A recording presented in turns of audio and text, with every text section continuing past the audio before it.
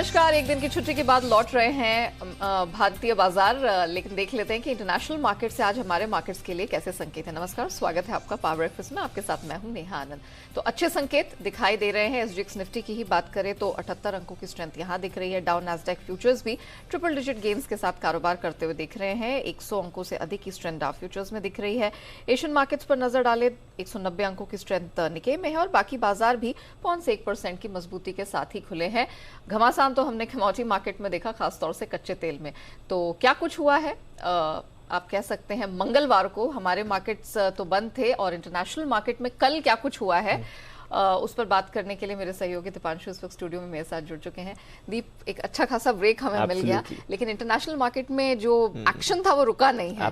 तो क्या कुछ हुआ है? इनफैक्ट काफी लोग दुखी थे कि क्यों ब्रेक मिल गया, क्योंकि जिस तरह का ट्यूसडे को एक्शन ग्लोबल फायदा हम उठा सकते थे वो हम कल डेफिनेटली एक बड़ी रैली देखते। बट हाँ, उसके बाद थोड़ा मार्केट्स थमे भी हैं, कई सारी खबरें भी आई हैं, थोड़ी वॉलेटिलिटी फिर से आपको बढ़ती हुई दिखी है। बट हाँ, उतने खराब संकेत नहीं है। जहां हम छोड़ के गए थे वहां से अगर अभी आप देखें तो थोड़े मिले जुले आपको संकेत दिखेंगे आज भी, इसलिए आप देख रहे हैं कि थोड़ा मिला जुला एक्शन है, बट ज्यादातर पॉजिटिव ही बाजार इस समय दिख रहे हैं।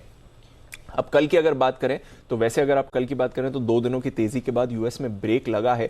1 पॉइंट पर तो भारी गिरावट भी दिखा रहे थे अमेरिकी बाजार, बट एंड ऑफ डे एक अच्छी रिकवरी भी दिखी। तो भरपूर वॉलेटिलिटी के साथ कल हमने देखा निचले स्तरों से 400 अंक सुधरकर डाउ सिर्फ 40 अंक नीचे बंद हुआ। पर हाँ, जिस तरह के एक्शन बन रहा था वो काफी वॉलेटाइल रहा। इवन एसएनपी और नैस्डैक की बात करें तो यहां पर भी इंट्राडे में तो एक बार के लिए 2.5% नैस्डैक फिसल चुका था, वहां से फिर रिकवर होकर मामूली गिरावट के साथ ही आपको बंद होते हुए दिखे बाजार। बॉन्ड यील्ड ये बढ़ रही है 3.6% पर पहुंचने के बाद अब 10 साल की यील्ड 3.7% पर आ गई, तो थोड़ा प्रेशर वहां से मिला है बाजार को।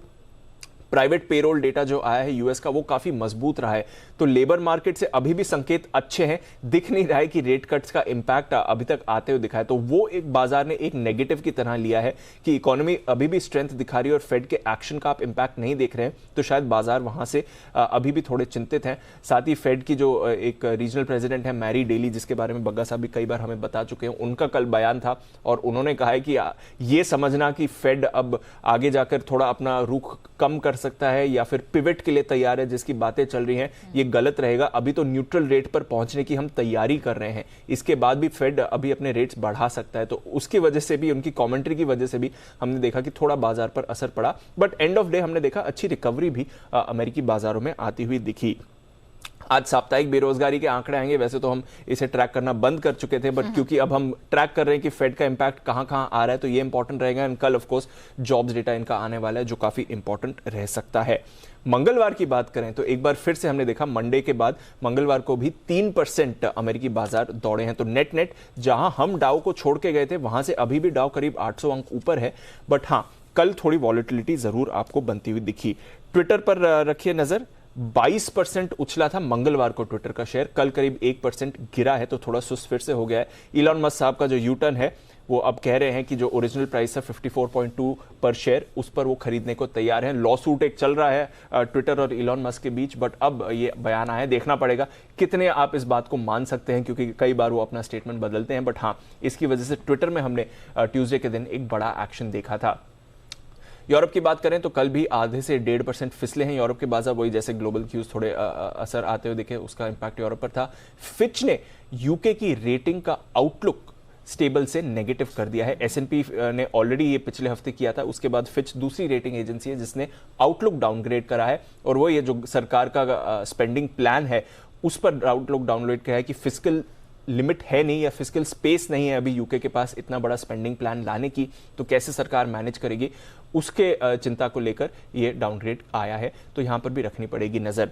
ऑफ कोर्स ज्यादा एक्शन हमने कमोडिटीज में देखा और इसी का इंपैक्ट बग्गा साहब भी आपको बताने वाले हैं, बट जल्दी से बता देता हूं, कच्चा तेल 3 हफ्ते की ऊंचाई पर है, 94 पर आपको ब्रेंट दिख रहा है। वो इसलिए क्योंकि ओपेक ने 20 लाख बैरल प्रतिदिन की उत्पादन कटौती का फैसला लिया है। बाजार 10 लाख की बात कर रहा था, उसका डबल है।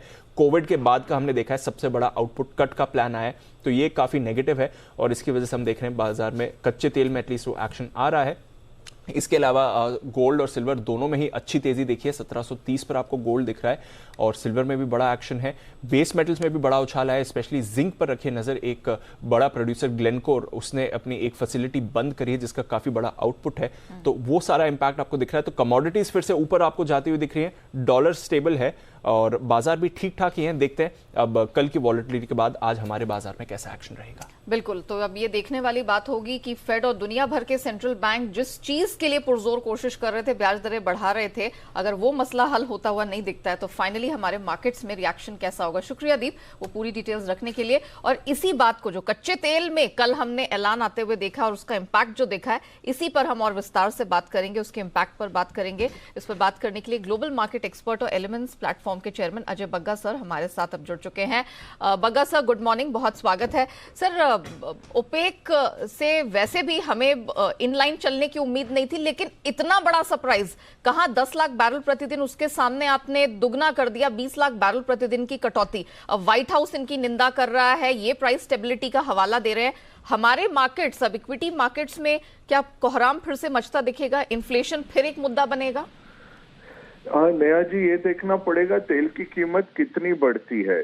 कल लगभग 2.5% जरूर बढ़ा है, बट ये देखना है कि ओपेक प्लस का जो प्रोडक्शन कोटा था उससे 36 मिलियन बैरल प्रतिदिन कम इन्होंने प्रोड्यूस किया है पिछले महीने में। तो ऑलरेडी इनका काफी प्रोडक्शन कम है जितना इनके पास प्रोडक्शन कोटा था।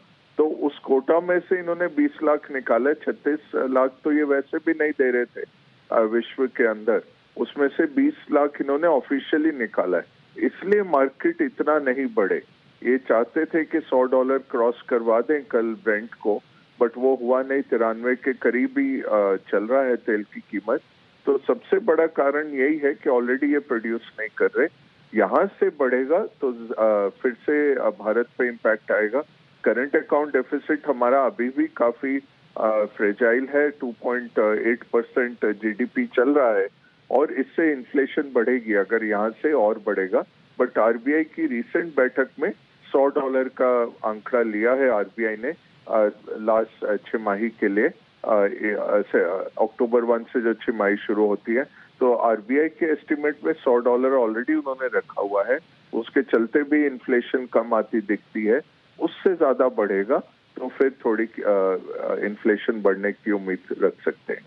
Okay Bagga sir, thank you so much हमारे साथ जुड़ने के लिए और बताने के लिए कि एग्जैक्टली अब यहाँ पर ओपेक के निर्णय का कमोडिटी स्पेस में एंड इक्विटी मार्केट में किस प्रकार का रिएक्शन दिखेगा। लेकिन हम आपको बता दें कि आज सुबह 11 बजे एबी ऑफ ग्लोबल मार्केट में अजय बग्गा सर फिर से जुड़ेंगे। सिर्फ कच्चा तेल कमोडिटी ही नहीं, पूरे दुनिया भर के इक्विटी बाजार और जो जियोपॉलिटिकल हलचल चल रही है उसको बेहतरीन तरीके से बड़े मजेदार अंदाज में आज डिकोड करने वाले हैं। तो जुड़ना मत भूलिएगा एबी ऑफ ग्लोबल मार्केट में आज सुबह 11 बजे। चलिए आगे बढ़ें, उससे पहले हम देख लेते हैं कि मंगलवार को संस्थागत निवेशकों की तरफ से प्रदर्शन किस प्रकार का देखने को मिला है।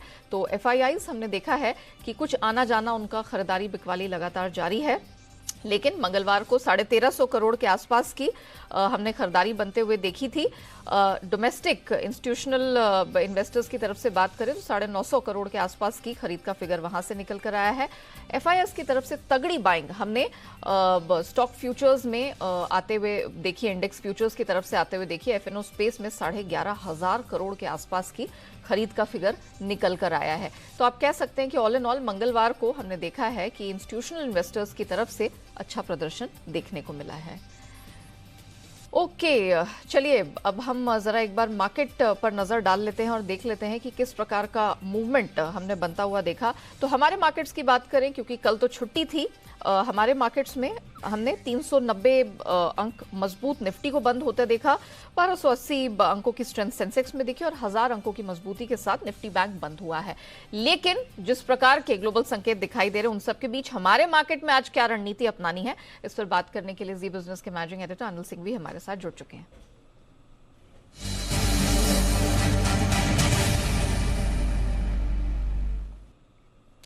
Sir good morning. एक दिन की छुट्टी के बाद हम लौट रहे हैं और काफी इवेंटफुल दिन रहा है कल इंटरनेशनल मार्केट में और आज भी पॉजिटिव क्यूज हैं। हमारे लिए सर कोई रणनीति में बदलाव निफ्टी बैंक निफ्टी के लेवल्स? गुड मॉर्निंग नेहा, रणनीति में कोई बदलाव नहीं है, बिल्कुल खरीदारी की रणनीति के साथ ही उतरेंगे और अक्टूबर का महीना बाजारों के लिए अच्छा है। ये लगातार हम अक्टूबर की शुरुआत से भी और साथ ही इस सीरीज की शुरुआत से कह रहे हैं हम। अब आप देखिए पिछले 2 दिनों में अमेरिकी बाजार काफी तेजी से भागे हैं। उसके अलावा कल भले ही हल्के से नुकसान के साथ बंद हुए हों, लेकिन दिन की ऊंचाइयों पर जाकर बंद हुए। तो मेरा ये समझना है कि जितना कम गैप के साथ खुले उतना ज्यादा और उतना जल्दी खरीदने का मौका बनेगा। फिगर्स भी आपके लिए एफआईज की तरफ से, घरेलू फंड्स की तरफ से और बेहतर होते हुए दिखे। तो बाय ऑन डिप्स की स्ट्रेटेजी के साथ चलें, कम गैप मिले, खरीदारी करें। ऊपरी स्तरों पर मुझे लगता है कि 17,500 17,575 तक जाने की तैयारी निफ्टी की तरफ से होती हुई दिख रही, तो वहां तक जाने की कोशिश करेगा। और जो सपोर्ट है अब निफ्टी के लिए वो 17,200 17,275 की रेंज में आपको मिलेगा। आज वीकली एक्सपायरी भी है, तो हो सकता है थोड़ी बहुत प्रॉफिट बुकिंग आपको गैप से खुलने के बाद आ जाए, लेकिन अगर किसी भी लेवल से आपको 75-100 पॉइंट निफ्टी दिन के दौरान करेक्ट होता है तो वहां से फिर से एंट्री करने का मौका बन सकता है। तो प्रॉफिट बुकिंग पर फिर से खरीदारी का रुझान रखें। बैंक निफ्टी का जहां तक सवाल है, अच्छी मजबूती के बाद बैंक निफ्टी अब 39,000 के लेवल के आसपास सपोर्ट लेगा। तो आज के लिए जो सपोर्ट जोन है 39,050 39,175 रहेगा। ऊपरी स्तरों पर 39,700 से 39,900 तक जाने की कोशिश बैंक निफ्टी की हो सकती है। तो आई थिंक आज और कल के लिए भी दोनों दिन रुझान पॉजिटिव साइड पर बना के रखें। एक ही चिंता की बात थोड़ी सी है और वो है कच्चा तेल जो बढ़कर आया है, लेकिन कच्चे तेल के अलावा बाकी फैक्टर सारे बेहतर हैं। तो आई थिंक तेजी के साथ ही बने रहना चाहिए और खरीदारी के रुझान देखना चाहिए। दूसरी चीज एक और है नेहा जो आज के लिए इंपॉर्टेंट होगी, वो ये कि मिड कैप और स्मॉल कैप शेयरों में एक्शन अब तेजी की तरफ थोड़ा बढ़ेगा, तो ब्रॉडर मार्केट पर भी ट्रेडर्स को फोकस करना चाहिए। जी, point taken sir, thank you so much हमारे दर्शकों को दिशा देने के लिए। तो क्लियरली घबराने वाली कोई बात नहीं है, कच्चे तेल के फैक्टर पर तो हम नजर रखेंगे ही, पल पल की खबर आपको देंगे, लेकिन बाय ऑन डिप्स का मार्केट है। सर ने क्लियरली कहा है कोई भी डिप, कोई भी करेक्शन खरीद का मौका है। 17,200 275 सपोर्ट रेंज है।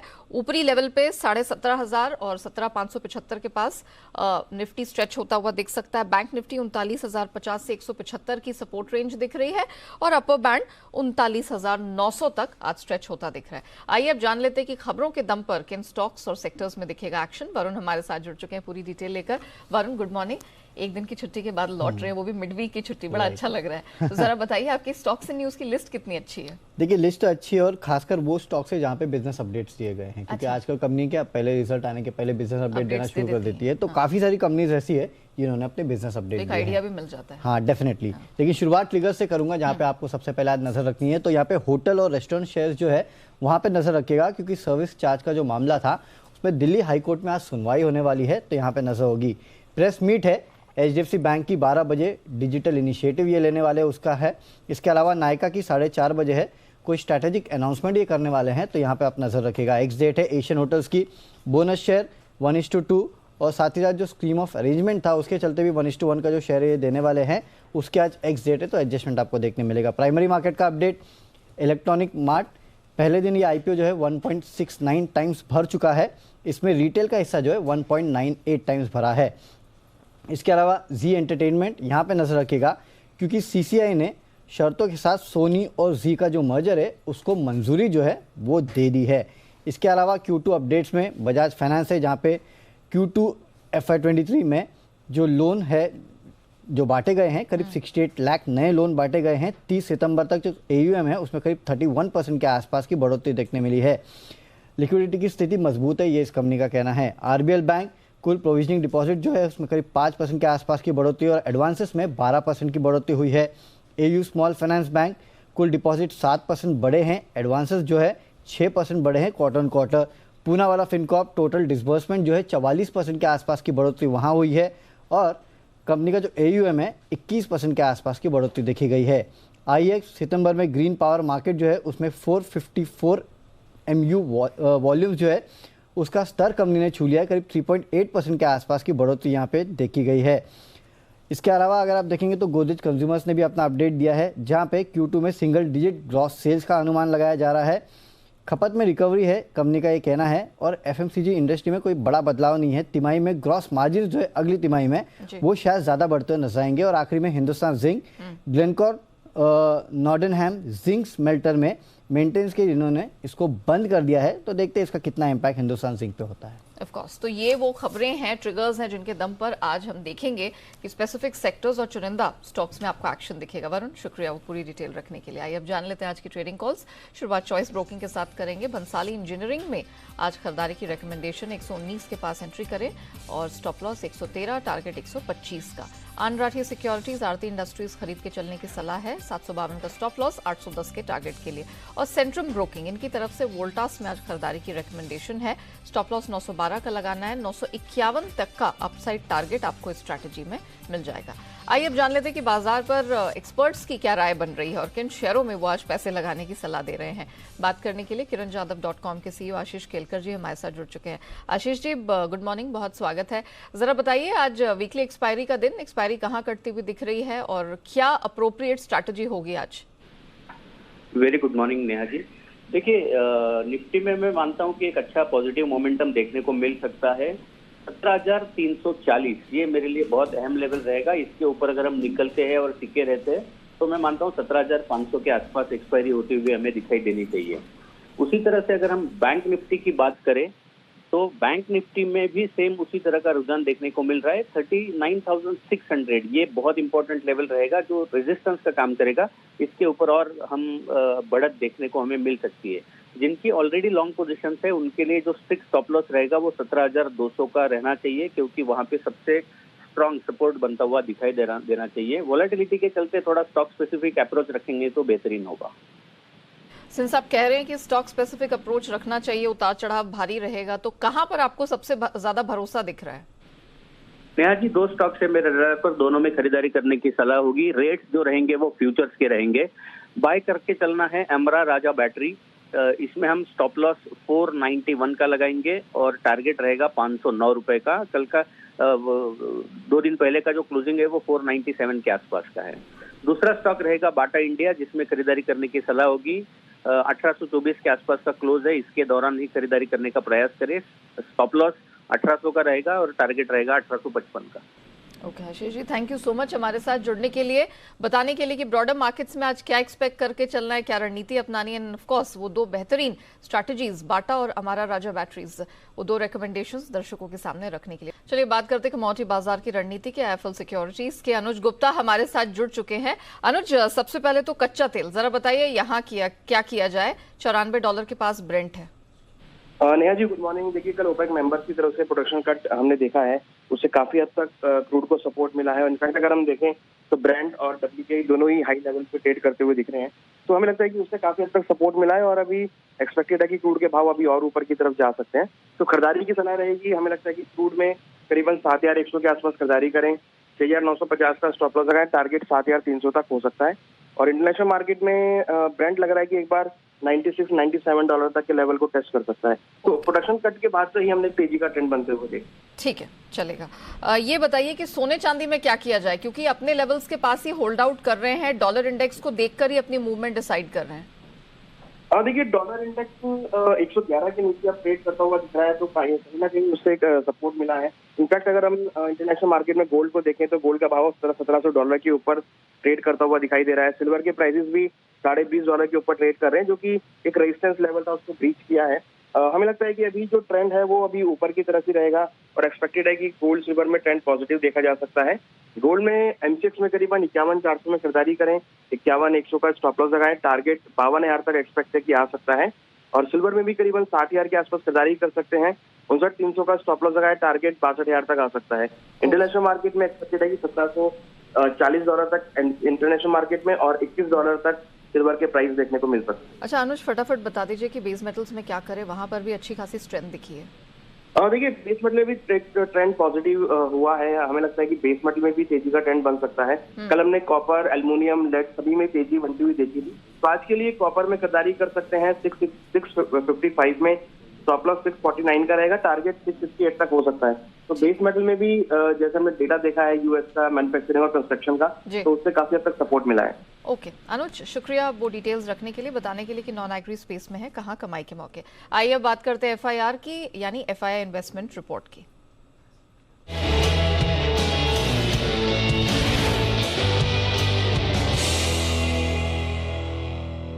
तो किन शेयरों पर एफआईआई ब्रोकरेजेस ने दर्ज की एफआईआर बताने के लिए जुड़ चुके Ashish. Ashish, good morning, over to you. देखिए, सबसे पहले जी एंटरटेनमेंट स्टॉक के ऊपर आपको खास फोकस रखना है, क्योंकि सोनी के साथ मर्जर को सीसीआई की जो मंजूरी मिल गई है, इसके बाद सीएलएसए ने खरीदारी की राय को बरकरार रखा और 316 रुपए का ऊंचा लक्ष्य दिया। इसके अलावा अगर आप देखें तो आईटी स्टॉक्स भी आपके रडार पर रहने चाहिए। टाटा एलेक्साई, यहाँ पर जेपी मॉर्गन लंबे समय से अंडरवेट है, लेकिन जो लक्ष्य उन्होंने 3900 से बढ़ाकर 4300 कर दिया, लेकिन स्टॉक अभी 8500 के आसपास है।